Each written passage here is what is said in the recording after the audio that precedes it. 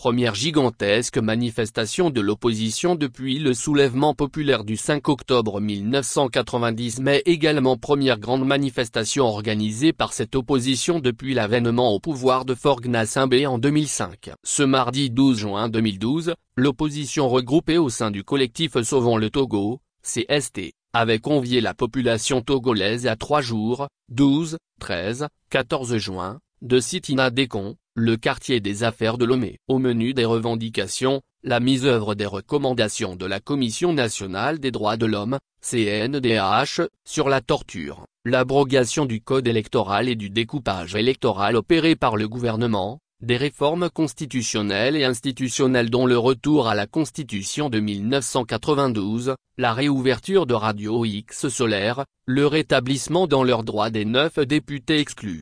La pluie battante sur la ville n'a pas découragé des centaines de milliers de manifestants à battre les pavés. Déjà aux environs de 8 heures, ils se sont rassemblés à Begakpoto, lieu de départ de la marche, tandis que d'autres ont pris d'assaut, à partir de 10 heures, le carrefour Dekon, lieu prévu pour le sit-in. Bukaotia.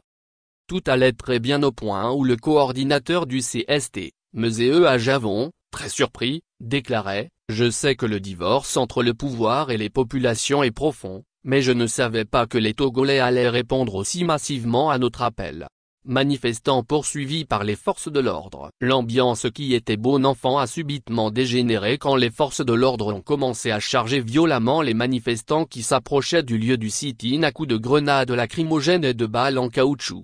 Les manifestants ont dépassé le seuil de l'admissible en agressant les forces de l'ordre, confiera une source policière. Selon l'opposition, étaient dans la rue 500 000 manifestants, chiffre que s'est moqué Gilbert Bavara, estimant que la place de Dekon ne pouvait pas contenir une telle marée humaine, comme l'avait qualifié l'ambassadeur de l'Union européenne au Togo, Patrick Spirley qui a fait le déplacement pour voir les manifestants. Affrontements dans les rues alentours. Il faut dire que le pouvoir avait minimisé l'ampleur de la mobilisation, raison pour laquelle les ministres de l'administration territoriale, Pascal Bojona et celui de la protection civile, Lamagata avait la veille sur les plateaux de la télévision nationale rassuré l'opinion que la manifestation sera encadrée dans les règles de l'article. C'est cette sortie des ministres qui a encore galvanisé les manifestants au point où ceux qui n'ont jamais participé à une manifestation de l'opposition, surtout les jeunes en vacances, se sont joints aux manifestants. Le pouvoir pris de panique opte pour la dispersion de cette manifestation qui risque de s'allonger. C'est alors que des heurts violents qui sont suivis faisant des dizaines de blessés de part et d'autre. Selon le CST, 119 personnes ont été blessées dans ces heurts, 56 gravement et 78 personnes ont été interpellées. Pour le ministre de la Sécurité,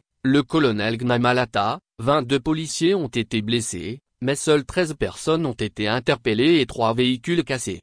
Crune parmi les blessés à Beyome Kodjo, le président du parti politique MPDD qui n'a eu la vie sauve qu'en se réfugiant dans une maison avoisinante. Je suis sain et sauf et plus que jamais déterminé à en finir avec le despotisme archéologique qui régente la vie des Togolais. Alors que rien ne prédisposait à la résurgence de la violence, des soldats anti-républicains, au service des conservateurs, ont ouvert le feu des gaz lacrymogènes et des balles en caoutchouc contre les manifestants à 100 mètres du carrefour de Dekon. Poursuivi, j'ai dû me retrancher dans une maison où un soldat a eu l'outrecuidance de me poursuivre en tirant à ma suite des coups de gaz lacrymogène. Il a fallu trouver un autre refuge, et je me suis découvert des qualités d'un athlète olympique en franchissant non sans risque et blessure un mur très haut, déclarait-il.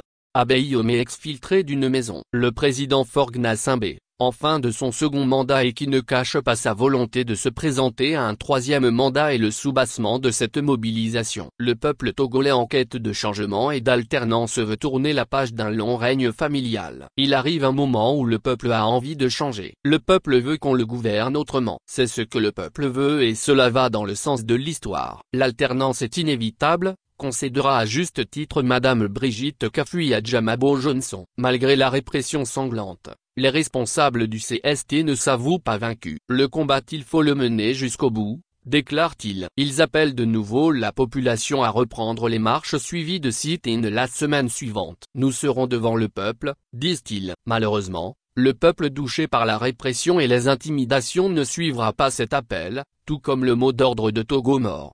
Le pouvoir, assure Pascal Bojona, mettra tout en œuvre pour discuter avec le CST. Les réformes réclamées par le peuple en sortant le 12 juin 2012 non opérées, le peuple trouvera l'occasion le 19 août 2017 pour l'exprimer de nouveau à travers des manifestations à l'appel du Parti nationaliste panafricain, PNP.